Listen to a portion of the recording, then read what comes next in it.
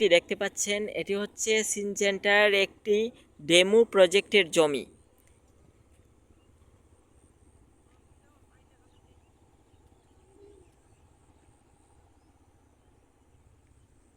বিশাল হাওর আজমিরগঞ্জের বুকে, বিরাট গ্রামে।